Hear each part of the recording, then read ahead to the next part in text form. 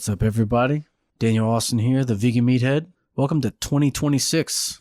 Happy New Year. I know it's today I'm recording this on January 7th, which by the laws of Larry David, I am 4 days late on being able to issue a Happy New Year greeting. But I'm doing it anyway, and I'm wishing you not only a Happy New Year, but a pretty good New Year. But as for the New Year, worldwide, wow, it's a pretty wild one out there already. And realistically, we've got to tune a lot of that stuff out just to be able to function at an individual level and focus on being our best selves. The world will thank you for it, because if you're a useless sack of shit who can't take care of yourself and doesn't stay in good health on your own, that means other people are going to have to take care of you, and it means you can't take care of anybody. It means you can't help anybody. And that's why focusing on diet and exercise should be a top priority for everybody.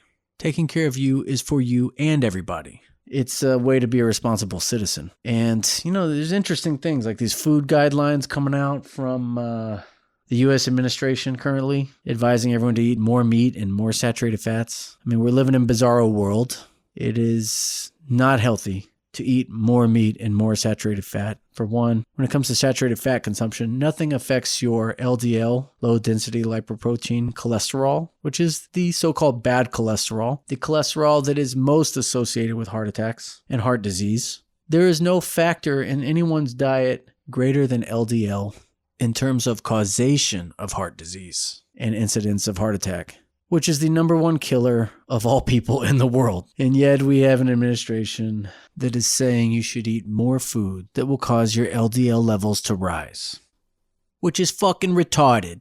You hear that, Bobby Kennedy? It's fucking retarded. Y'all know me. I'm not a fatophobe. I love fat. Adequate fat consumption is essential for optimal hormone health. Primarily, you should be eating unsaturated fat with just a little bit of saturated fat. You know, if you're trying to be strong, you want to be in the 20, maybe 20+% range of having your total calories come from fat. And if you've read my book, you know I was eating 30, maybe up to 35% of my total calories from fat per day, which is a bit excessive. But on a plant-based diet, it didn't cause me any adverse effects. Nonetheless, if you're not trying to be strong, you know, maybe shoot for 10 to 15% of your total calories from fat. But the most important aspect of all this is that your fat calories predominantly, maybe 80 or 90% of them, come from unsaturated sources, not saturated sources. Those unsaturated sources could even include seed oils, believe it or not. I swear the seed oil lunacy paranoia in this country is out of control. But that's probably a topic for another episode, which we may or may not get into one day. Who knows? What I do know, though, is 2025 was my best year lifting of all time. That's as a 20-year vegan who consumes both soy and oils daily. Extremists on both sides don't like me. But here's the thing, my results speak for themselves. So in 2026, I'm bringing soy boy back, bringing seed oils back. Fuck all this high saturated fat, retarded bullshit. I know it's confusing, and if you need any help with any of it, like with balancing your macros, which I assume a lot of us New Year's resolutioners are going to need help with, I've got good news. I am giving away at least 5 copies of my book, The Way of the Vegan Meathead, in which I talk about optimal vegan sources of protein, mandatory and optional supplements for strength athletes. I talk about optimal fat sources and non-optimal fat sources, how to balance your macros, things like that. If you need a good guideline, the book shows you what I've done for 10 plus years as a competitive powerlifter to maintain high muscle volume, high output, and to, honestly, being 43 now, to keep getting better with age as a vegan. And not only that, you know, last year I ended up with the best squat and the best dot score of all drug-tested men in my federation for my category. And I know for a fact I was the only vegan in that category. So, you know, you got to wonder, what were these other guys not doing that I was doing? Or why hasn't 20 years of veganism hindered me from performing my absolute best in my 40s at a higher level than these other guys I'm competing against? So these things speak for themselves. To win a copy of my book, drop me a DM. Explain why you want a copy of the book. Doesn't have to be anything fancy or super personal. You could just say, I'm going vegan, this would help. Or I'm going to start lifting, this would help. Something like that. Or leave a comment on any YouTube or social media where I'm posting about it. They're going to be first come, first serve. I've got up to 5 physical copies that I will ship to you for free in the United States. Anyone out of the United States can either opt for a digital copy for free or opt to pay the postage to wherever you are. Your call. Okay, so on to today's episode. I recorded this interview with Sahyuri Lalime, also goes by Sahy Lalime. That's Sahy. Looks like Sahy, which is what I originally thought before she and I ever talked, but it's Sahy Lalime. IPF world record holding powerlifter. She's got that world record in the squat in her master's category, 63 kilograms.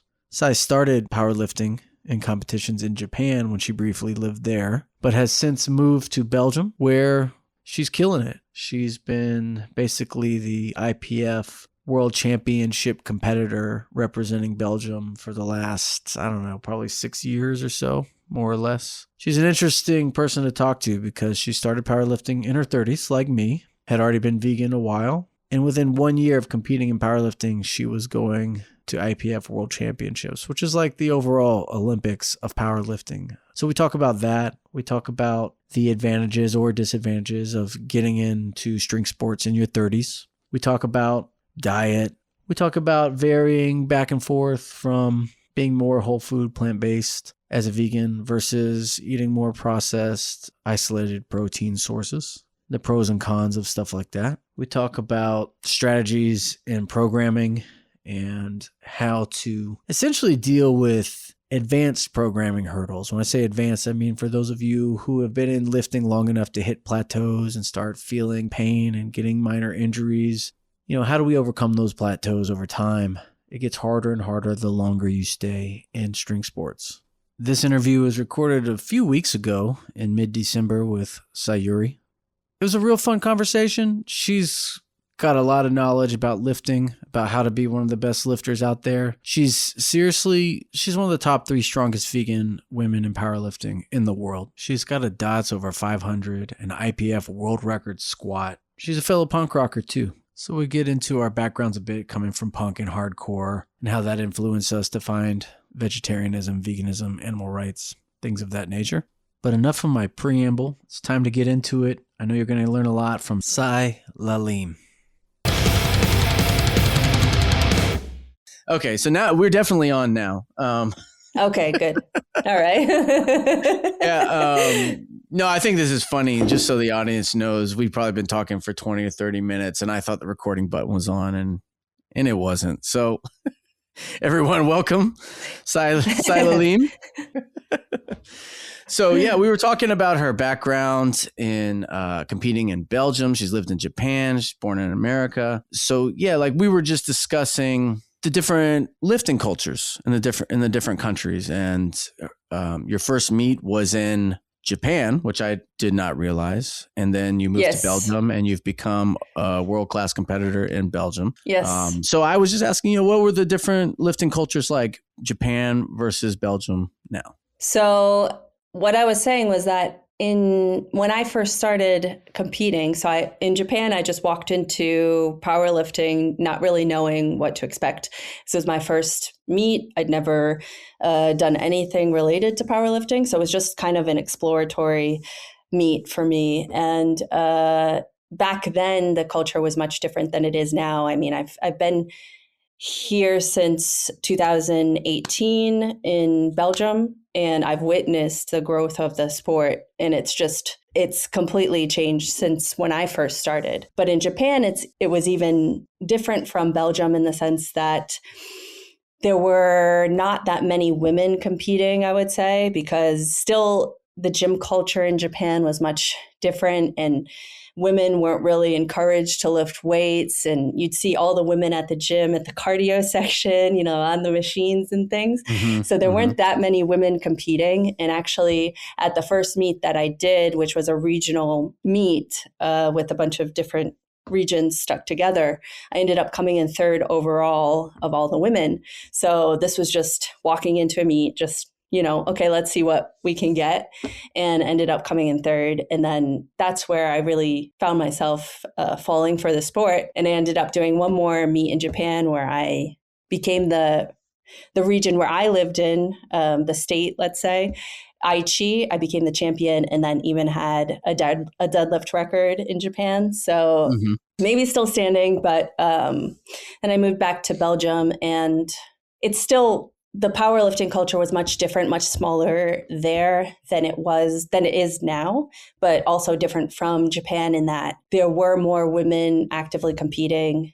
Although I would say Europe even was much slower in terms of gym culture than the US, or behind, let's say. Because when I first moved to Belgium, there weren't a lot of women lifting weights there either compared to the US. So the US, I feel like, was always a bit ahead with CrossFit and these types of sports, which encouraged women to lift weights.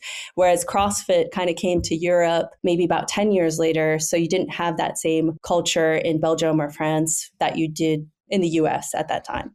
It's interesting that you bring that up, because in my first interview I did for this series, I interviewed Ryan Stills, and he was theorizing that the rise of powerlifting was based on the rise of CrossFit, introducing people to those kind of lifts and bringing more people into the kind of like hobby athlete kind of lifestyle, and then people discovering powerlifting after that, out of that, which I never thought of. Yeah. I could definitely see that as someone who was working in coaching since around 2014 and moving to Belgium, comparing the US to Belgium, and then seeing actually CrossFit start to take root over here, and getting people using barbells and the barbell lifts, although, different types of lifts, but still that definitely contributed to women and also men being exposed to that kind of culture, and then being okay and even encouraged to lift weights. So CrossFit definitely played a role in that here. And I also think in the US, because it came a bit earlier, that was also a contributing factor to why people started being more comfortable lifting weights and then competing in that, like you said, that recreational athlete capacity. Now, but for you, this was something I found remarkable that you mentioned to me earlier, was you didn't have a specific athletic background as a kid. In fact, you were kind of non-athletic, right? You describe yourself as what, like a music thespian kind of nerd? Yes, a music theater dork. I also I just would read all summer. I would just lay on my bed reading all summer. So I didn't do anything physical all throughout middle school and high school. I would say I think I had the capacity or the talent, because when I was very young, I was very fast. I was the fastest runner at my school when I was 5, both men and boys and girls, and also was kind of a tomboy. And I liked to play football with the boys in 5th grade. But then once I started singing and doing theater, that kind of became my full world. And my parents were like, we're not taking you to other trainings. You have to choose what you want to do. Like, we're not going to be driving you all over the place. So then I chose just to do singing, band, theater, and continued that all through up till university. And then I kind of started skateboarding from there. But that was the extent of my physical activity up until that point. Yeah, that's interesting. I mean, we were discussing how important it might be to develop or to condition oneself before they get into a sport like powerlifting versus just being fresh, right? Like I said that I was talking to Mike Mahler a while back, and he thought that me not getting into powerlifting until my 30s was an advantage. And you also think that not getting into it until your 30s is an advantage. Explain to me why you think that. Well, I think it's an advantage if you start at this age and then you don't have all that joint fatigue and usage, that it allows you to stay longer in the sport up till, this age of 40, let's say. But I think if you do have a background in sports and everything, then that clock starts ticking to where you start to accumulate fatigue and usage. So then you might end up in your 30s and be at a point where you've you're really run down or fatigued. But for me, since that clock kind of started later, I'm still able to compete with younger people, even now that I'm 41, and I'm still competing in the open with the younger lifters. So I think it's a matter of, it can serve you well as an older athlete because you don't have that accumulation of joint usage and just fatigue and maybe also mental burnout from so many years of practicing sports. But I think it's, so I think it does help you to continue doing it at this age if you started a bit later. Mm-hmm. So what you're saying is when I suck, it's just because I suck. Like I should have had the advantage as a 30-something. It's just because I suck that I'm not better than I am. I'm not saying that. You're saying that. That's what, for sure. That's what I'm saying. I mean, do you ever feel that way? But I think we all feel that way about ourselves, right? On some level, yeah. Like if I had started 5 years earlier, would I be in a better place than now? Maybe, but hard to say how age really affects things. I think I won't know until maybe 10 more years down the line to have a comparison. Yeah, I find that here's my strategy. And in the U.S., obviously, we got way too many federations, right? I don't know. How many y'all got in Belgium? In Belgium, there's just one main. There are two. So we've got the IPF channel, which is where most of the lifters want to be. And then there's another federation that's like also drug tested, but I don't really know anybody who's doing that one. Doesn't have the cred of IPF. With IPF. Yeah. Right. Yeah. So but then Belgium powerlifting is actually weird because we have two leagues within the country. So there's one French speaking and one Flemish speaking. So we actually have two weird federations within the umbrella of the IPF. Yeah, I mean, so I'm not super familiar. I'm getting a little sidetracked from what I was going to say, but I'm not super familiar with all the options y'all have in Europe in general. Like all I can tell you is that in America, way too many. There's like 7 or 8, and to me, there's only about 3 credible ones, right? And even then, that's too many because it just fractures the sport. Divides competitors. And then there's different like 3 rules world records. Yeah, it's ridiculous. It's you're like world record. You're like, wait, I thought that was this guy, but you're like, no, there's another federation. He's got that world record, and then there's another world record. What I was gonna get at is that when I compete here in the U.S., now that I'm in my 40s, I only register myself in the open at like a local meet if I'm going to do a local meet. And I don't do a lot of those anymore. Usually I do like a national and maybe like some other qualifier. But but part of the reason why is these young kids now are freaks. Yeah. I find that I can go up against them and usually get like second in the open, but that's just like a local meet, I mean, Masters, whatever, the crowd thins out so much at Masters. But I can't be getting like, not placing. I'm a vegan. I gotta show the world that the vegans can place. So I stick with like when I go to nationals or something, I just register in my age category and I don't even do open because say there's 20 something deep. I find that I'm usually going to get like 11th or 12th out of these young monsters, right? But the thing is, the young monsters, it's kind of like what we're talking about. You don't see a lot of them, and time will tell, but you don't see a lot of them hanging around even into their 30s. A lot of them come in, win some big meets, and maybe they get injured or maybe they get bored or both, and they move on from the sport. Right. Yeah. And also life stuff happens. They get older, maybe. They have a job. They don't have as much time, maybe. Right. And I did see something recently about the average time that a powerlifter spends in the sport, and it's 2 to 3 years.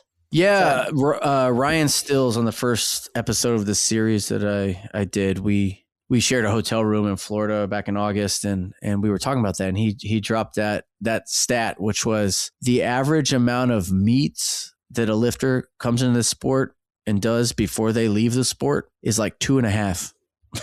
I mean, I don't know. I mean, you've done what, probably around 20-ish or so meets at this point, a couple dozen? I do 2 or 3 a year because I usually end up doing Euros, Worlds, and then one either national, probably Belgian nationals at this point, but one qualifier and then the 2 internationals. So I'm usually doing around 3 per year. When you do 3, like I find if I do 3, I'm on the verge of quitting the sport because I hurt so bad, my hips and stuff. But when you do 3, do you kind of treat maybe one as like an SBD day?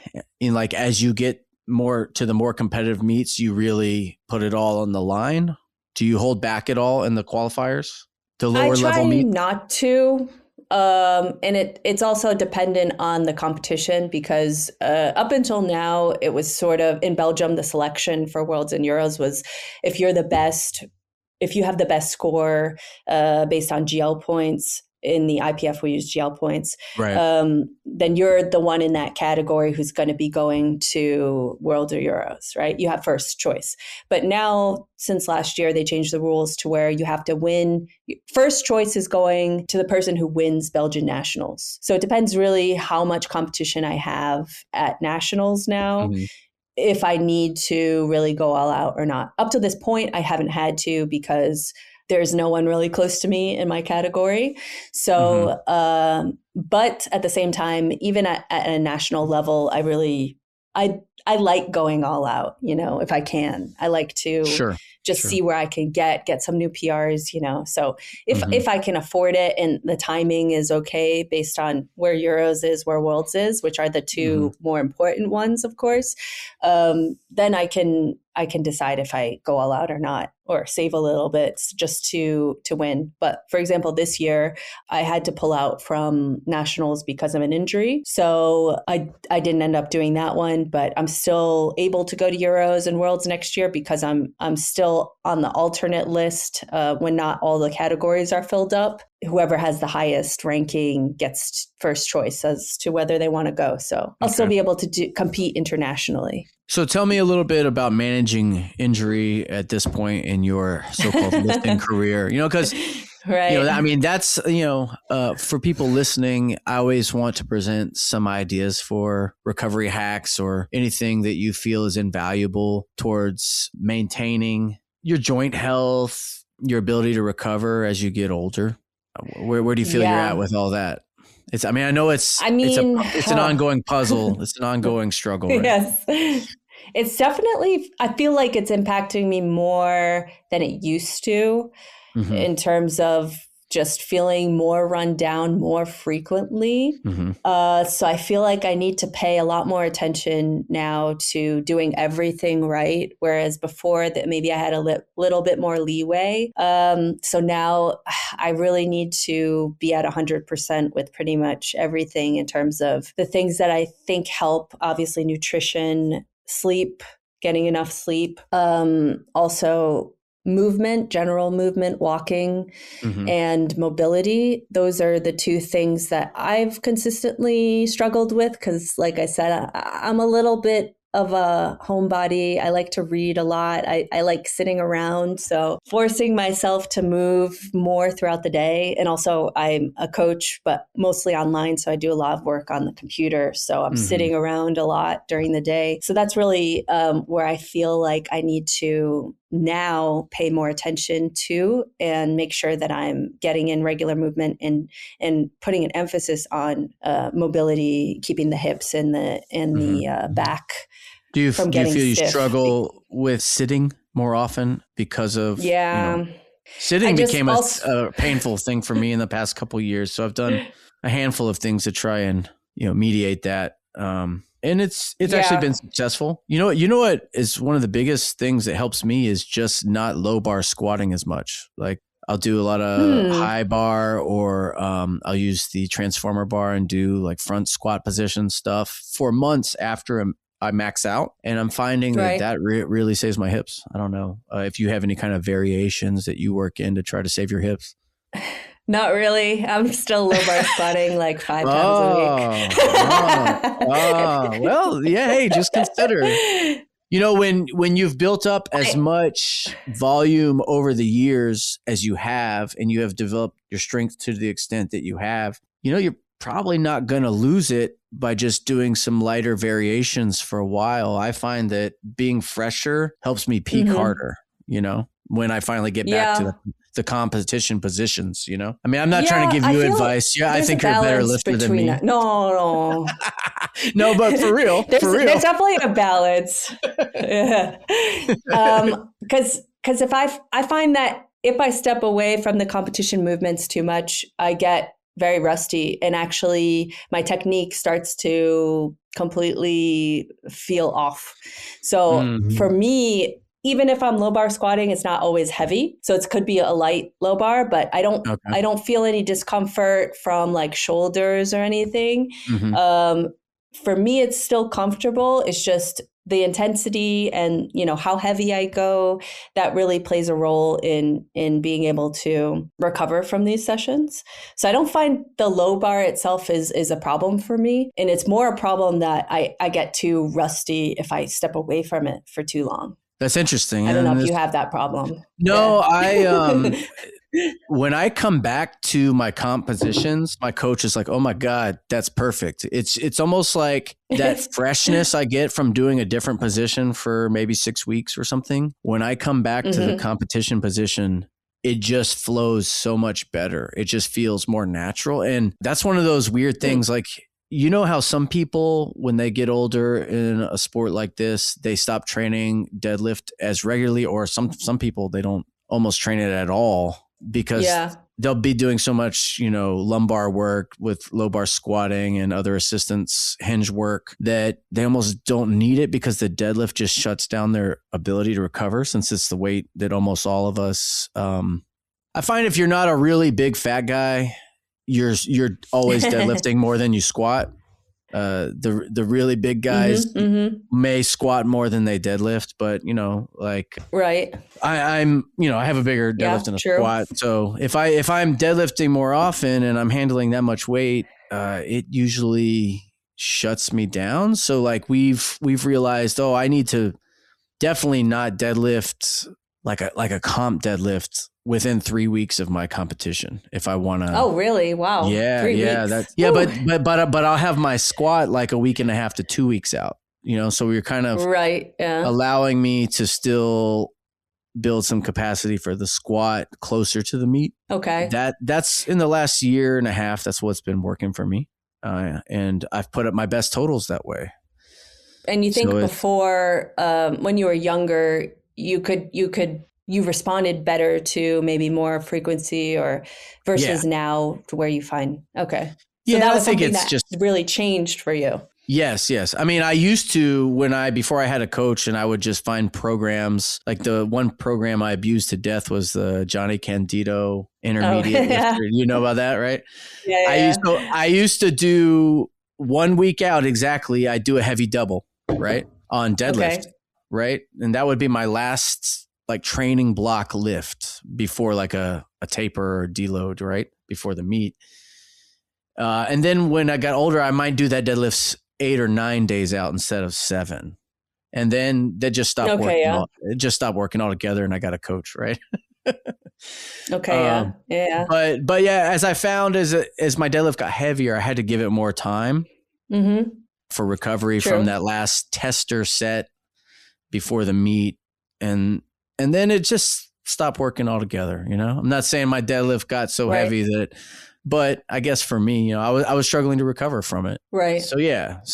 There are things like that, like backing off the deadlift. It helps me a lot. And I find personally, my deadlift doesn't go down if I back off of it, as long as I keep squatting. Okay. Yeah. I mean, you encountered that as a coach? It's hard to say.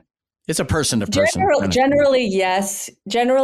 Like deadlifts, if I had to choose between, okay, you only have so much time this week, what are you going to put in? Okay, we're going to keep the squat in and we're going to take the deadlift out, because the deadlift can kind of withstand a little bit more patchiness or, time off, and it doesn't really affect it, versus the squat, which is very, I think, particular, and the bench is even more particular. But the squat, requires that sort of regular practice. Whereas the deadlift, it usually can withstand some absence of training a little bit better. Yes. Yeah. But for me personally, I'm trying to figure out my deadlift now because I've had a few meets where it just hasn't really shown up when I needed it. So just trying to figure out what I can do to get it to show up. But I know for sure that the squat is taking a lot of energy from me because it's not something I'm naturally leveraged for.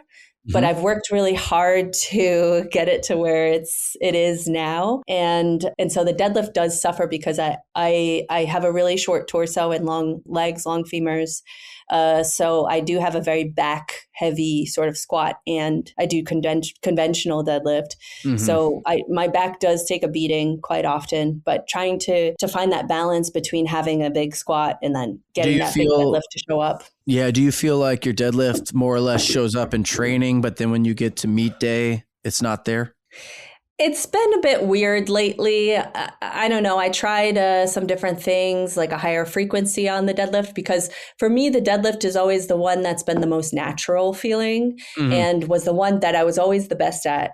When I first started, I was a deadlift record holder. That was really my best lift for a very long time. So I feel like naturally my body is more well leveraged for the deadlift than the squat or the bench. But then the squat takes up a lot of my energy and focus. So I think it's related to the squat being like hogging everything and then the deadlift not showing up when I need it. So yeah, it's just something I'm trying to figure out now, trying different things, because I know there's a huge deadlift there, but I just haven't been able to get it to come out when I need it.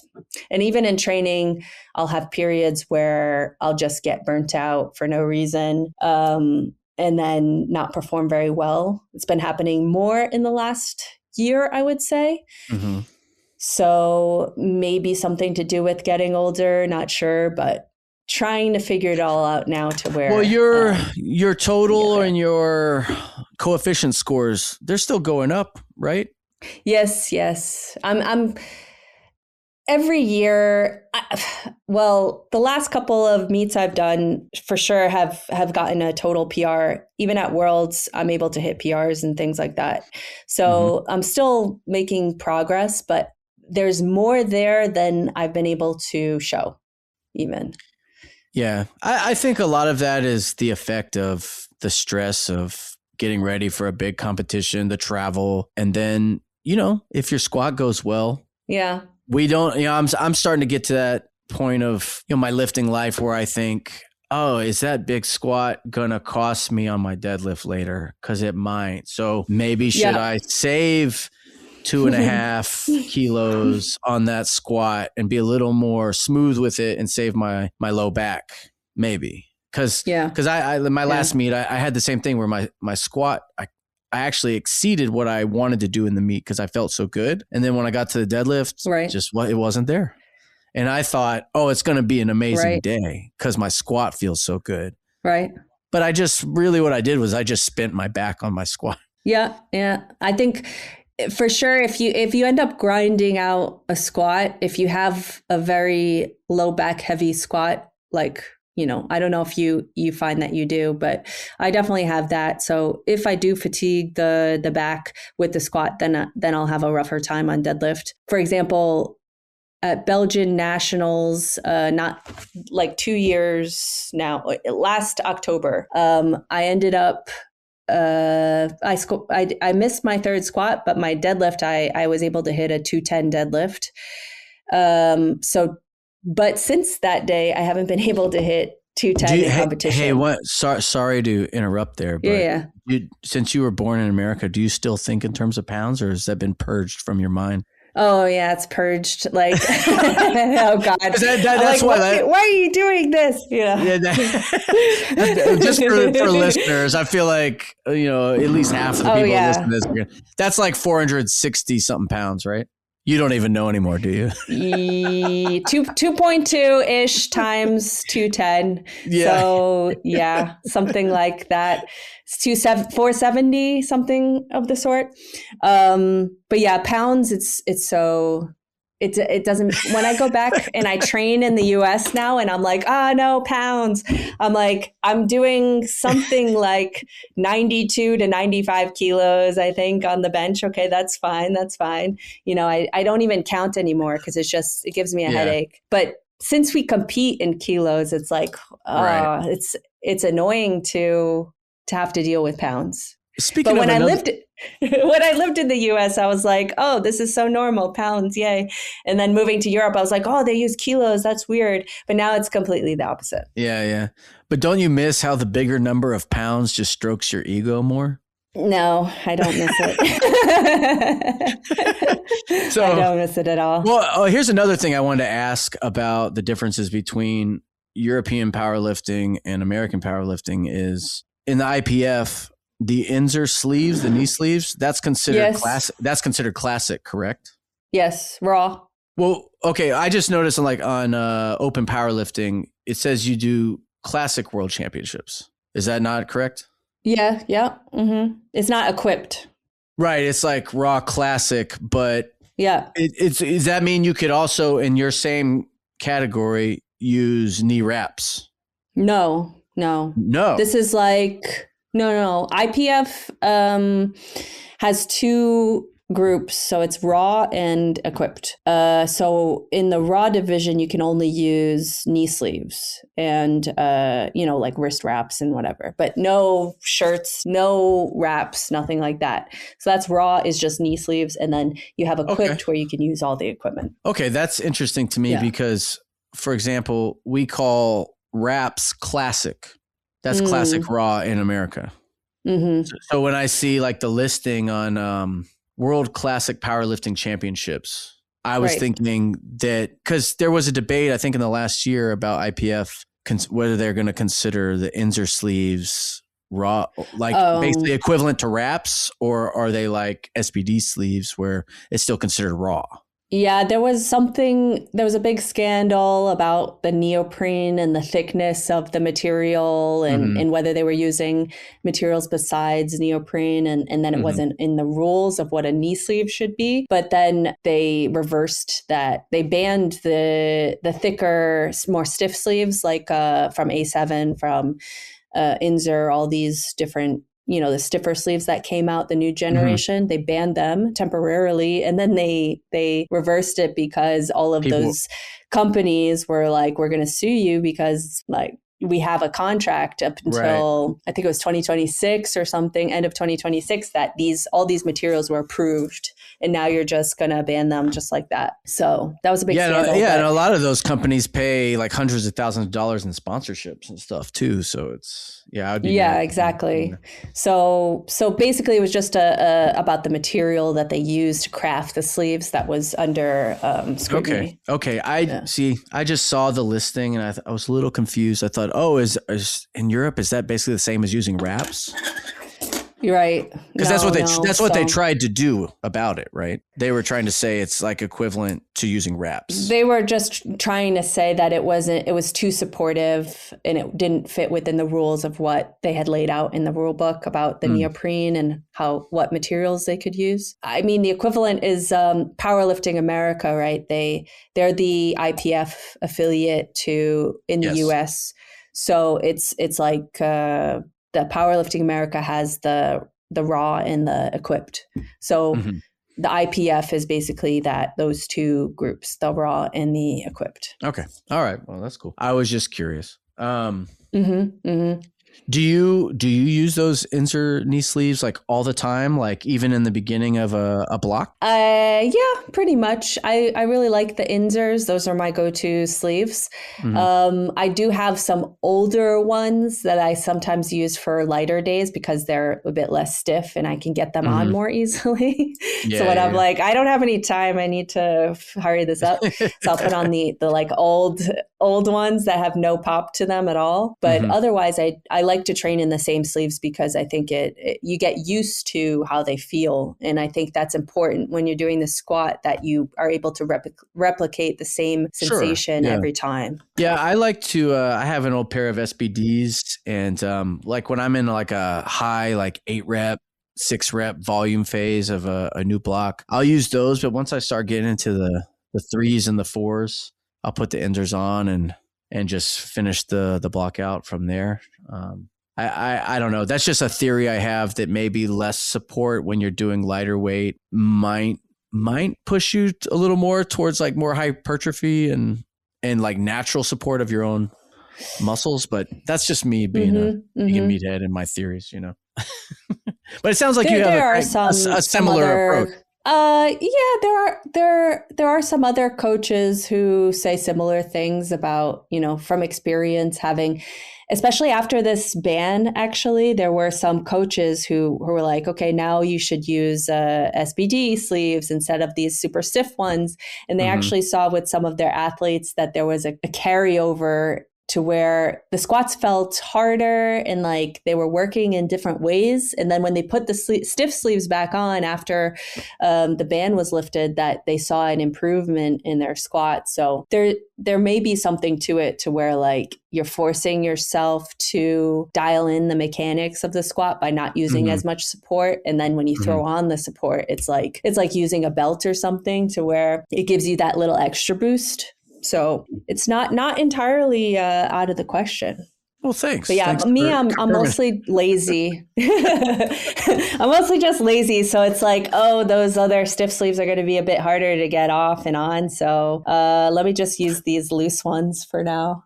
Sure. So speaking of other theories, and we all have our own theories of what works best. And how long you've been vegan at this point? I would say about 10 or 11 years. Okay. So longer than you've been powerlifting. Yes. And also vegetarian since like probably 12 years before that. So overall, I haven't eaten any meat or in most dairy in like 20 something years, 25 years, so 23 years. As a vegan powerlifter, and I'm asking this because, I've seen in your stories and food you've posted, you seem like a little bit more like whole food, plant-based leaning type vegan. Am I wrong in that? I've definitely had moments where I've sort of veered more towards packaged foods and things. But at the moment, I'm definitely going back towards more whole foods, plant-based. That's kind of where I started initially. And then when I, got into it and was like, oh, you need a lot of protein, this and that, I started incorporated more like plant-based meat alternatives and things. But more recently, I've just been dialing back the protein a little bit and sort of moving back towards more whole foods. Because I feel the difference. Yeah. Okay. So yeah, like tell me, like, what is your protein target like then versus now? How are you formulating for a that? while there, I was like hitting up at maybe 140, 150 grams of protein for my size, which is I think it's 148 pounds, something like that. I'm in the 63 kilo class now. I started off as a 57 kilo class when I first did my first meet in Japan. And I'd say like around this middle time, I was eating a lot of protein, probably more than I needed, eating a couple protein shakes a day and then trying to shoot for like 150, which is like 2.5 or something grams per kilogram. So way too much protein. And then started dialing it back to more of like a 130-ish range of grams of protein per day. And that's where you're at currently? Yeah. I try to hit around 2 grams per kilogram. Okay. Yeah. I would say that's a pretty standard formula for people who train, like the 2 grams per kilogram. Yeah. I think it's because it ends up being roughly a pound, a gram per pound. So yeah, it's about more or less, maybe sometimes a little bit less. If I don't get 130 exactly, if I hit up in the 120s, I'm not I'm not stressing about it. Whereas before I'd be like, oh my God, I need to get more protein, you know? Mm-hmm. I think there was a lot of hysteria about that. Maybe 10 years ago, or, you Sure. know, when Yeah. I Yeah. first started, like, oh, you got to get enough protein as a vegan. You're not going to get out. And there's still that. I see a lot of people, the first question that they ask you when they find out you're vegan is like, where do you get your protein? Right. Well, yeah, So, the reason I want to ask, and the thing that I found interesting about you is you seem more casual about it, like you're not concerned about it. yeah, I do find now I'm really more concerned about getting enough carbs, which as a Mm-hmm. vegan, it's good because we eat more carb Yeah. heavy anyway. And that's why I do find being able to count beans and lentils and things as protein sources, because you get a good amount of carbs as well. And Mm-hmm. then I just feel like I don't need to stress that as much about protein. Of course, I have it all laid out to where, you know, I'm eating tofu, I'm eating these higher source proteins, TVP or tofu primarily, and then, or tempeh. So those are like the three main ones that I stick to, plus protein shakes, one protein shake a day, and then tofu. And then I kind of base my other meal around lentils or some other type of Okay. beans and whole grains. So you still So that's kind of where do I'm at. some supplementation, but it's pretty minor. Yeah, I like to take like a shake in the morning. That's my usual breakfast. I do like Mm-hmm. a huge smoothie with a bunch of stuff in it, and that includes like a scoop of like a meal replacement. So I'll just throw a bunch of stuff in there, and then have also some oat pancakes or other things on the side. So it's really a substantial amount of food, and I'm getting probably around 40 to 50 grams of protein in this one meal. Mm-hmm. So that's where I tend to include the supplementation. And then if I am a bit low on protein that day, like I'm not even hitting in the 120-30 range, then I might throw in like a half a scoop of a protein at the end of the day if I need to top it Mm-hmm. up. But for the most part, just like one serving of protein powder, and the rest comes from food. And what about other supplements like creatine? Yeah, I take creatine Vitamins. every day, creatine monohydrate. Okay. And then vitamins, I take vitamin D, B12, also omega-3s from algae, and Yep. glucosamine for joint support, which I find helps. The two, between the omega-3 and the glucosamine, I find that it's really a solid concoction to keep the joints feeling pretty fluid. Yeah, I don't know if you've had that experience, but absolutely. Yeah, I find that those are two pretty essential things for anti-inflammation. yeah. Namely, I had a blood test. Do you get your blood test at all? Yes. Like, do you keep tabs on that stuff? Yeah. I had probably like my first, maybe not my first, but I want to say it was probably about 2018 or so. I got a blood test, and my C-reactive protein was kind of high. It was a little bit over healthy range. And then, I consulted some people about what is this? They're like, oh, well, that's basically your inflammation marker. And they suggested, well, do you take omega-3s? And at the time I didn't, So I found that helps just verifiably by the numbers to keep that in a healthier range. Right. And then there was a time that I had some knee tendonitis early on in powerlifting when I was starting to compete. I didn't know powerlifters when I started. I didn't even know about protective equipment or the right kind of shoes when I started. The first few meets I ever did, I was doing high bar squats in tennis shoes.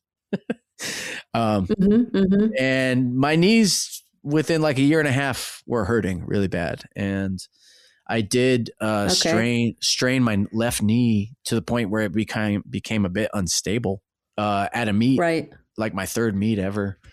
And so I went to a sports medicine doctor, and they did imaging on my knee, and they're like, it's just a strain, you need to stay off it for a while, but we recommend, if you heard of knee sleeves, because this doctor had seen powerlifters, and I was like, oh, well, I saw people using them, but I didn't really know anything.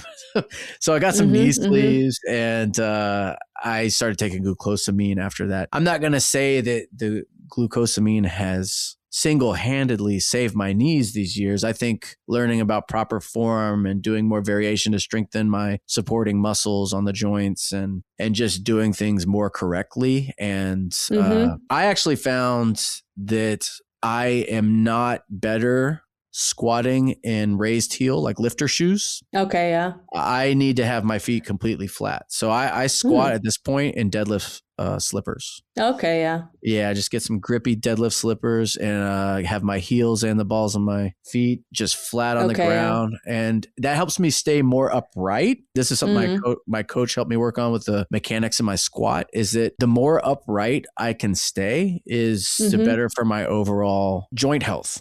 And it actually has enabled me to save my back a little bit too, you know? So that's one reason we do a lot of training with high bar squatting. It's just to keep my quads as strong as they can be, right? Yes. And then that's important. When we peak, we go back to low bar and we see what I've built, you know? Which this year has been working really well. Okay. Yeah. Yeah, instrumental for me is that quad work because, like I said, I have very long femurs and short tibia actually. So squatting for me is really, really hard, which is why I actually need a lifting shoe because I couldn't get depth if I didn't get little bit of height. And also I have really bad ankles from skateboarding because I used to twist my ankles all the time and not get them fixed. So they don't really work very well. So between those two things, it's definitely a problem. But that quad work is essential. Like when I've had periods when I don't do my accessory work, where I'm doing a lot of Bulgarian split squats and other things that really target my quads, my squat just goes out the window. So that's definitely integral to for me having a good squat. I can't just do squats and have a good squat. Not even high bar, because high bar is very uncomfortable for me because my femurs are so long. It just isn't I can't stay upright because my torso is very short. So in essence, the squat is a challenging one for me. But I do have a world record in the squat. So it's, I've managed to somehow get by. I mean, most of this sport is really over time, it's problem solving, right? I mean, so. Yeah. Yeah, you just have to work with what you got. Right. And your coach, what's your coach's background? Is it also someone that's held world records or worked with other world record holding lifters, I imagine? I have had a few coaches throughout the years. So my first coach that I started with, he is married to Chelsea Savitt, who's like a high profile American lifter in the powerlifting America. She competes. So I got to work with him for several years and then he retired. So then I changed coaches. But my coach now is actually a Belgian coach and sort of has been coming into his own the last few years. But I wanted to work with somebody more local this time because in the past I've worked with mostly American coaches from a distance. And I wanted to see what it would be like to have somebody who could actually go to competitions with me internationally and what that would be like. And he's also competing on the Belgian national team. So for every international that I do, he's able to be there, which is a definite bonus at this. Once you get to this stage, I feel like it's really nice to have your coach there with you and he knows your training versus somebody who's just handling you for the day. Then you have to be much more on point with how things are going and make your own decisions. But when I go with him now, I can leave it up to him to make all the decisions and I can just focus on lifting. So that's really nice. I want to circle back to something we were talking about earlier before I hit the record button, which was just so our audience here knows, you started competing in 2017. Yes. And by 2018, you were competing at IPF Worlds. So what the fuck? How do you explain that? I mean, okay. When I go, when I started doing a meet, I didn't probably start placing in local meets until like my fourth or fifth meet. Right. And then I thought, oh, wow, I could go to nationals. I could, whatever. And sometimes when I see I did a meet in Virginia last spring. And I remember there was this girl and she was so hyped. It was her first meet. And she won, I think she might've got best lifter for all the women, right? She won her category. Okay, yeah. A young girl. She was junior, but I think she won open, junior, and women in general, like best lifter. Okay. Right? Yep. And I'm just thinking, Oh, wow. That's crazy. This is someone's first meet and everything went perfect. I mean, that's basically your story, is it not? Well, what I can say in your defense is that the competition in the U.S. is much steeper. So when you get to smaller countries, of course, the pool of athletes is going to be smaller, and so therefore you have a better chance of making it to the top a bit faster. So it's not to say that the level is very low, but in your defense, you still have world records, so. In the most competitive fit in the world. So, so basically, I landed in Belgium and I was beating everybody from that point on. I've been the best minus 63 in the country since 2018, like hands down the best. So I can just say that, okay, I didn't just not do anything and then step in, do a competition. I did have a couple years where I was a personal trainer and already doing the lifts. So I can't say that it was entirely new to me. Like some of these kids who walk in, they're like, I just started lifting 5 months ago. You know, it wasn't like that. I had a few years of lifting. But you were doing this kind of casually, like not officially bodybuilding. I mean, what would you call your training style prior to finding competitive powerlifting? It was a lot of squat, bench, deadlift, hip thrust, pull-ups, and bench. Did I say bench already? Yeah. Push-ups, and then some high-intensity interval training. So it was just a mix of your basic gym work, strength work, and then some extra cardio. And I love jump rope. So jump rope has always played a big role in keeping me, you know, the cardio and endurance side of things a little bit with that. So a good mix of things, but definitely a solid background and everything. But then when I started lifting, I really got into trying to push the lifts. So I was trying to push the lift higher and higher every time I went to the gym. Like, okay, now you're going to try this on the deadlift. You know, that really inspired me to push myself because I had goals that were tangible. That I could accomplish. Yeah, totally. So I wasn't a complete newbie, but yeah, I did end up coming into it and then being the best and never leaving. And what was your invitation into the sport? Was it somebody that said, hey, you should do this? Or have you tried a program? No. Literally, it was just an article that I read on T Nation. I saw that there was something called powerlifting, and I was like, "What is that?" And then I just looked up the records in New York State, and I saw that I could be competitive.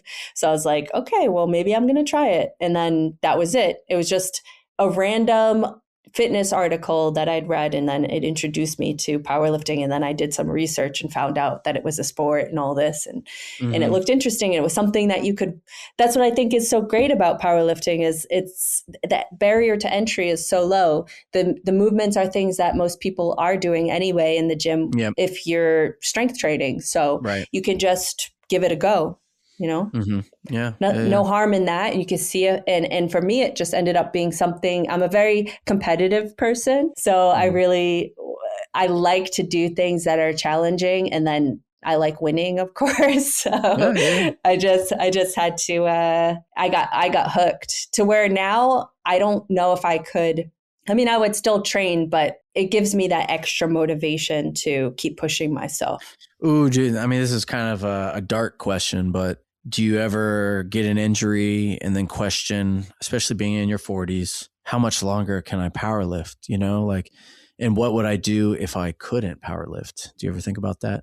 I would say I've had moments, even recently, where I was like, oh man, am I ever going to be able to get back to making progress again? Especially as I told you with my deadlift, it's been a bit weird, and I haven't been able to access what I know is there. So that's just been frustrating for me. But I don't know any other way, and I don't want to go out like that. So I just want to believe that I still can keep going, maybe call me delusional or something, but I don't want to fall into the trap of being like, I'm old now, so I can't do this. Like, I just want to see how far I can take it. And I'm trying not to let the idea of age get into my head. I just want to, I'm still feeling good, and I feel like there's still things I can improve. So if I can continue to improve on those things, I feel like that gives me the hope and the drive to keep going. And I want to be one of those people who's like a Dave Ricks, like who are in the sport for 30 years and maybe still competing in like Master 3. And setting open records. Yeah. Well, now they say you can't compete in Master 3 and the Open. So I'm like, well, I at least have to compete until I can't compete in the Open anymore. So if I can keep beating people as a Master 1 and a Master 2 in the Open, then I'm like, that's a pretty good legacy. And then I can start to think about retiring maybe. But then again, you see women who are like 80 or 90 and men too, is still doing it at that age. And you're like, they're pretty badass. So maybe that'll be me. Who knows? No, I like to think of it in terms of maintaining longevity in the sport, because I just don't like training other ways. I've trained other ways and I don't feel the same about it. And I think that's a personality thing. For whatever reason, I like this sport. For example, if I try to do a powerlifting workout with my wife who likes CrossFit, she just gets bored to death. She just thinks, for one, I hate the really heavy weight. It psychs her out. And it's just not fun to her, all the waiting around we do, Yeah. But for me, I mean, this sport is as much a mental test. Like, it's not just waiting around. It's like getting your head right to do the thing that counts. Right. And some people just don't, that's too cerebral for them. It's much more cerebral of a sport than I think a lot of people realize, because you have the time to think about what you're about to do. Are you one of those who sits around for like 20 minutes in between sets? No, I don't know how you feel about this strategy for as a coach when you write programming, but I actually, when I've coached people, generally write out more or less a time in between, especially the top sets, that they need to, just so they don't jump the gun. And I just want to make sure they are caught up enough before their next big set. I like to do... Say if I'm doing heavy singles on something like a squat or deadlift, I give myself 5 or 6 minutes, because, in a meet, we probably are getting 10 to 12 minutes with the flights, which is crazy. Yeah. Right. It can depend. It depends on like at IPF Worlds, if you're in the A group, it's 8 lifters. So actually it goes crazy fast. Yeah. But like the more people there are in the wave, then you have more time to relax. I would say most of the meets I've ever done in the US were 8 to 13 or 14 people in a flight, so it can take a while, or it can go kind of fast, but it's never like less than 8 minutes for us over here. Right. So, I like to keep that in mind, but I would not prefer to wait that long. So I usually before a big single give myself like 6 minutes. Okay. Yeah. So it's not too long, but for someone that likes CrossFit or strongman or a more endurance, or that's a long time to sit around. That's true. Their workouts are done in like 20 minutes. So. Yeah, exactly. Yeah. I'm not even done warming up yet. Warm-ups at 20 minutes. So. Yeah, I think the problem is more on the reverse end, where people end up talking or something for too long, and then they're taking half an hour. I even have seen some powerlifters bringing camping chairs to the gym, where they set up their little camping chair. So we have a couple in ours powerlifting gym where they're just resident camping chairs. They're just in there. So that's pretty funny. Yeah. But no, for me, something this year for me was they helped me turn a corner in my mindset, because when I was having the hip pain a year and a half, 2 years ago, I started to think morbidly about, what if, I'm one of those old guys that can't do full power anymore. I just got to do push pull. And I thought, well, that felt depressing to me. But then all I did was take about 7 months, maybe 6 or 7 months in between a meet, which I had rarely done in years.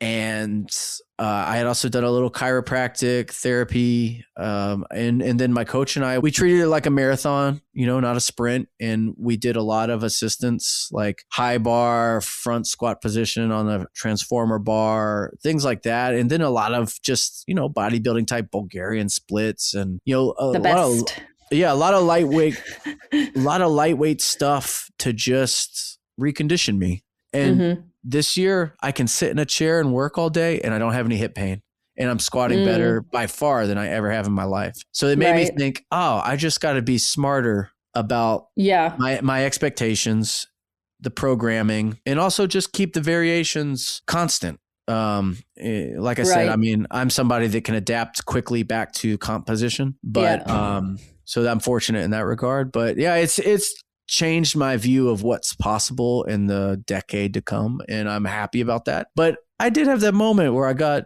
pretty pessimistic and was worried, and I just thought, I don't know what else I would want to do. I used to be a personal trainer. I've coached people. I have done endurance stuff. I have done general bodybuilding stuff, and I didn't click with any of it.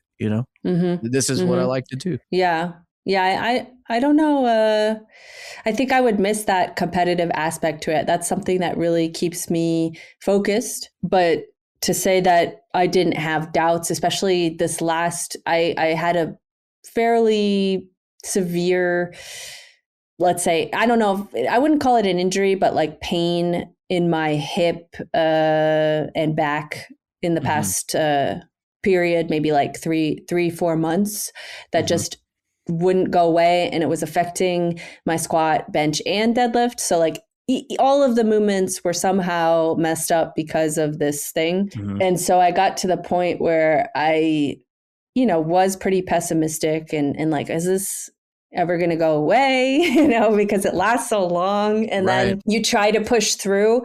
Like most of the other times where I've had things happen, most of the time I could keep going in some capacity and push through. But I was really finding that hard to do this time. So I ended up taking a trip to see my family in the US, and I hadn't been back in 3 years. So I decided to kind of take a step back from the gym at the same time so I could focus on spending more time with my brother and his family while I was there.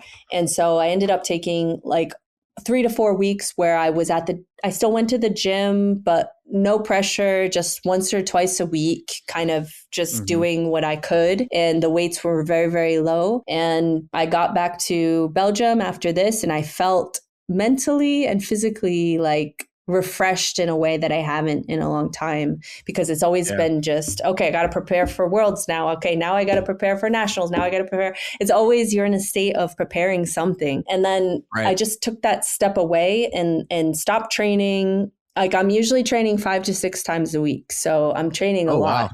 Wow.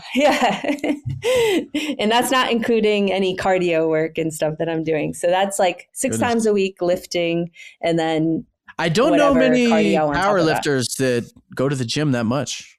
Yeah. I mean, to be fair, the 6th day is just a little bit of benching. So it's not really a training day. So I'd say like 5 full days and then like a small bench day and then cardio work on top of that when I feel the energy. But yeah, so 1 to 2 times a week was like, I'm not even doing anything anymore. And that allowed my body to heal up from whatever was happening over there.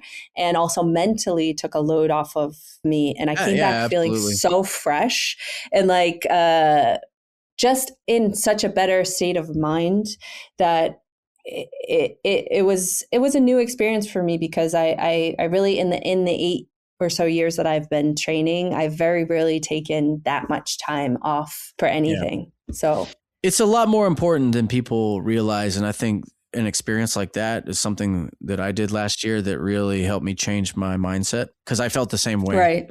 And then when you come back and things feel like they're supposed to, it's amazing. Yeah. Yeah. And now I'm feeling like I can get back to things and start building into next year. And I'm hopeful. But when you're in it, it's really hard to think positively, especially if you're in it for a while. But you also have these periods. I mean, if you're in powerlifting long enough, and 8 years, how long have you been in powerlifting actually? First meet was 2015. So this is Oh, wow. my 11th year that I just Okay. Yeah. finished out. Yeah. Yeah. So, I Yeah. mean, you've had periods where you've been hurt, and you learn to understand these things. Not to say that they're easy to get through, but you understand that there will be these periods versus when you're young, and you're just starting, you think it's always going to be good. But at this Yeah. point, it's not always going to be good. Right. Exactly. A lot of, back to that stat of people just coming in for like 2 meets and then leaving the sport altogether. I think maybe if some of these people could temper their expectations and realize that maybe, yeah, you come in for a year and a half, then you go hard, you experience your first injury, but that doesn't have to be the end of the road. Right. Yeah. It just means you need to re-strategize. And that's really, if you're going to be Yeah. in I a long mean, term, if you look, you will be re-strategizing forever. Yeah, I mean, things change. Even you see the difference if you're a coach. You see the difference of how someone can train when they're just starting out in the sport, and then as you get more advanced, you get stronger. Things start to. You can't train in exactly the same way that you used to be able to, nor do you want to train in that same way. So you have to adapt to your strength levels, also your age, and so there's always something interesting to explore, totally. Yeah. right? But yeah, you're in a constant state of adaptation. And I think if you look at a lot of the world champions in the IPF, for example, there are very few that are coming into the sport and becoming a world champion in the first year that they're competing. Like most of these guys are in it for six plus years before they start winning their championships. So it's really a game of patience, and then just learning to be able to sustain your training and continue to make progress in the long term. So finding out about yourself and what you're able to handle, and then adapting as things start to change, as your life circumstances start to change as well. That's a huge factor. If you are very stressed, or you go through periods when you're much more stressed than previously, that can also affect how you're training. So there are always things that you have to look out for and adapt as needed. Absolutely. I think that's a pretty good point to jump off, but is there anything online that you'd like people to be able to look up about you? Like, do you have any training materials, or like your coaching profile, or anything like that you want to mention? So I'm posting fairly frequently on Instagram, I would say, through my personal page, just training related stuff. And I'm looking to do a little bit more of opening up to about my own training and what's happening, and being a little bit more active on my profile as well. So that's definitely a place that people can come to find out more about me, and then also my coaching page. So Kaylin Barbell is the coaching that is my coaching operation.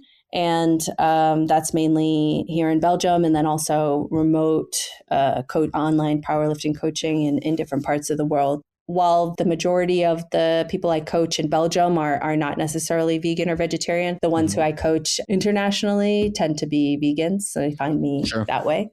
So, yeah, that's through Kaylin Barbell, which is my coaching operation. And then personal profile is Sahy on Instagram. Gotcha. Now that I know how to say your name properly, your handle makes a lot more sense to me. Yeah.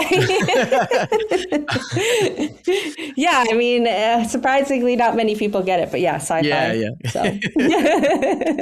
All right. And so one last thing I want to ask you, we both got into veganism through punk rock, correct? So yes. Who were like the big seminal bands, or even maybe not big bands, but the big influences on you to open your mind up to a vegan lifestyle? Well, I would say I'll just go into my story briefly about where I learned about it. So was initially attracted to vegetarianism after I left home and started cooking for myself. So I was in university and decided to go vegetarian just off the bat when I was living on my own. And then I started working at the radio station at my university. And at that time, I was kind of more in the pop punk sort of vein of punk rock, which is what I was exposed to back in those days. What year was this?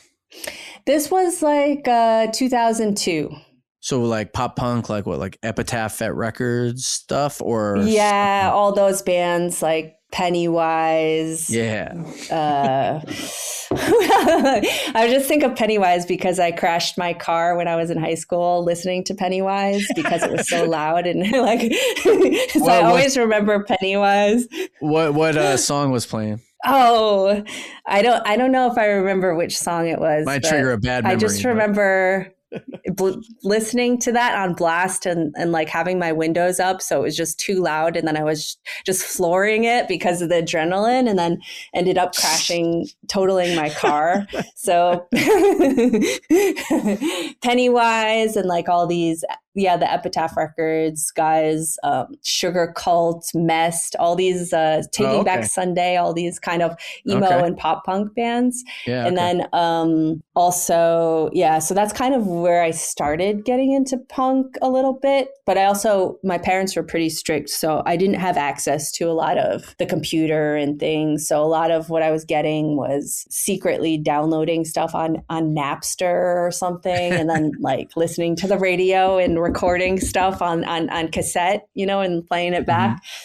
So I started working at the radio station at my school, and that's when I met some hardcore punks, and that's where I was introduced to the whole vegan lifestyle because it's so much more, I think, integrated into the hardcore scene.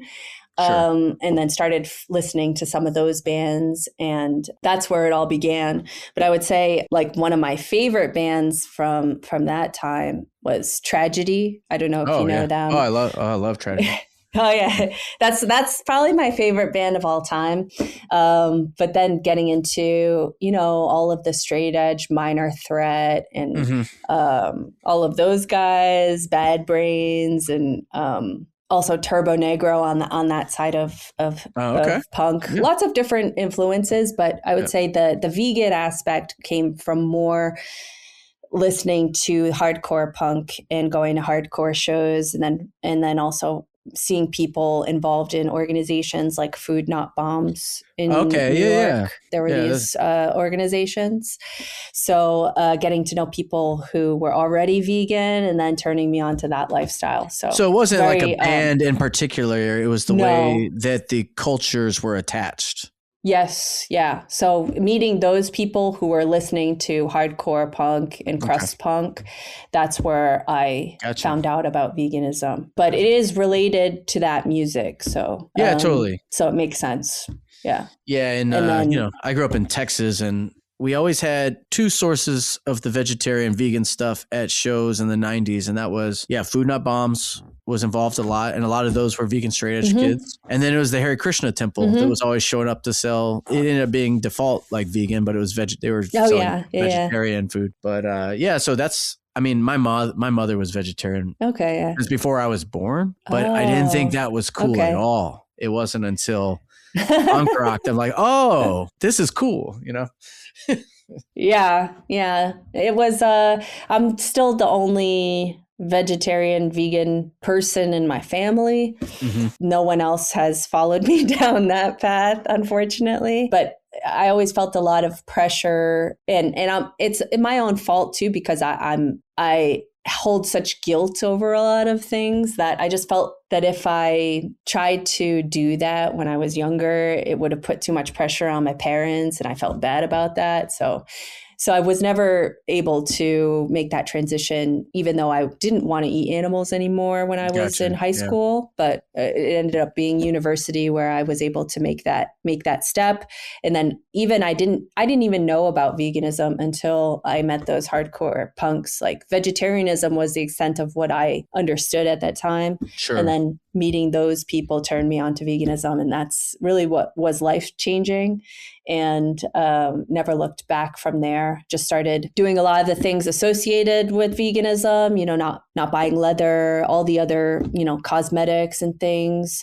Yeah, it took me a while to fully integrate into the food aspect of veganism because of just feeling guilty about putting other people out when I went to visit my parents or something. So I kind of just kept it a little bit vague for a while, but doing other things related to veganism. And then finally, eventually, for my own sanity, I had to go quit completely and just let people know that I wasn't going to be able to accommodate them anymore. And I just had to do it for myself. So yeah. And were they worried about you? Did they think you were going to suffer? Oh yeah. They're like, are you going to die? Like, even as a vegetarian, they're like, oh, like, are you going to be okay? And then, and then as a vegan, they're like, oh my gosh, like, this is scary. Like, I don't know if that's a good idea, but I eventually convinced them. And at this point, they don't question it anymore. Yeah. But it took some years for where every time I'd call, my parents would be like, are you okay? Like, are you still alive? Yeah, I've been through that. On my dad's side, that nobody's gone vegan or vegetarian over there, and there was a lot of jabs, a lot of jokes, a lot of criticism for a lot of pretending that I wasn't vegan, oh, we're going to go out to eat and, oh, wait, you can't eat this? Like, oh yeah, you really forgot? It's not like that. It's not like that anymore. But did you have people trying to feed you chicken and stuff and pretending like it was vegan? Oh yeah. Well, I mean, it would be if I went to holiday dinners with that side of the family, which wasn't as common as eating with my mom's side of the family where it was no problem. Yeah. It would be like, oh, why are you making your own food? And it's like, well, y'all aren't accommodating. So I'm not just going to eat what you're eating. Yeah. So there was some glares and some disapproving looks, but they've adapted. And at this point, and I'm sure you've experienced this, your resume speaks for itself. And it's like, what can they tell you? They think, wow, that's actually pretty cool then, Yeah. I mean, now they're fine with it. But at the same time, I wish that they would maybe be more plant leaning because, seeing family members on multiple medications, having diabetes, heart issues and things, I'm like, if you maybe cut back a little bit on the butter and this and that, like you might see some good results. But like, I've been doing this too long. I'm not going to change how I'm eating. Like I'm too old. I'm just, it kind of hurts, on some level because maybe it could help them to it's unnecessary to be healthier. Like that. Yeah. But what can you do at that point? Like they're fully aware of the options to just choose to continue on that path and just have to hope that they can to make it through in decent health and, But, it's fun. Yeah. It's funny. My dad all alone out there. Well, at least at this point in my life, my dad says he wants to be like me when he grows up. So, oh, really? That's something. He's not changing anything. He's not trying to be like me, but he jokes around. I mean, he's like proud, So it's like, well, at least there's that, Yeah, of course. Yeah. But yeah, I mean, that's, I think all we can do is try to lead by example, which I think you do a great job of, and really appreciate the conversation and the insights. I'm always trying to hopefully help people in our circle, find some nuggets of wisdom from people who've been at it a while to help with diet, with training, just their expectations and trying to be hopefully a better athlete. And beyond that, just show people like, hey, we can do this and here's how we do it. So thank you. Yeah, it's definitely important to have some examples of vegans out there doing these things so that people won't be as afraid to take that step if they're on the fence, especially not knowing if they're going to lose strength. But I could tell you that I've been powerlifting as a vegan, never eating meat as a powerlifter or even lifting weights or doing sports for that matter. And I've just been able to progress and get stronger year after year. And I'm going to keep doing that as long as I can. And if that can help anybody or, if people have questions, feel free to reach out at any time. I'm on Instagram and feel free to say hi. send a message over and try to help as much as I can. There you go. I hope you enjoyed that conversation with Sahy Lalime. Keep up with her at sahy.fi on Instagram. That's sahy.fi. Her coaching profile is at Kale and Barbell. She also has a website for that, kaleandbarbell.com. Check all that out. Keep up with her. She'll be presumably competing in IPF Worlds again this year, 2026. So I will drop a link when she's live on there competing again and we can all watch her. So what else we got coming up this year? There's a documentary that hopefully drops this year called Ironbound by my man Ryan Rakes. He followed the Plant Belt team and documented us on our recent competitions in Florida back in August. He's been traveling all around the world to interview and film vegan strength athletes and get their stories. And it looks like it's coming together to be a really cool documentary. Something akin to Game Changers, but focusing primarily on strength athletes. It's a big undertaking, and I encourage you to support the project. Check out his profile at Project Ironbound on Instagram, and from there you can find links to support the project. Again, a massive, massive undertaking. Not cheap to fly around the world and interview everybody, but you can see trailers that he's dropping from the documentary already, and it looks like really high quality work. So I'm very excited about that. So keep up with Project Ironbound. As for me this year, my next competition is going to be USPA Ultra Nationals in Anaheim, California this May. I'll be competing as a Masters 181-pound raw drug-tested male. And, it's just now January, so I'll be doing a lot of assistance work, kind of building my base of volume. And I enjoy the thought of taking 5 months to really improve from where I'm at, which is, as of December, my all-time strongest. I recently squatted 500 pounds, something I never imagined I would do.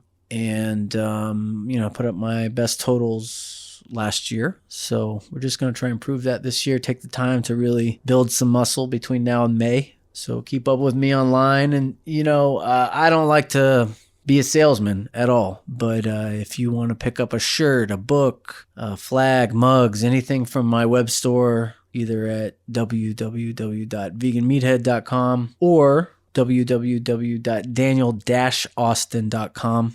Anything you buy always helps me on my mission to travel and compete. Generally, what I do is I never really make livable money from any of this content or my books, but it does help me to be able to travel and do high-profile meets and rep for the animals, and also to speak at events. I've never charged speaking fees to speak at Veg Fest or colleges or any of the places that have invited me to speak about vegan strength over the years. I always do that for free, and it's always funded by those of you who support me. And I always appreciate that, and I hope that what I'm putting out helps you on your path to vegan power. And lastly, don't forget to support my sponsors, Veg Nutrition, vegnutrition.com. There's a link in my profile. Please use that link. It lets them know you found Veg Nutrition through me. And if you use my code VeganXMeathead, you get 15% off. That goes for any item on the site.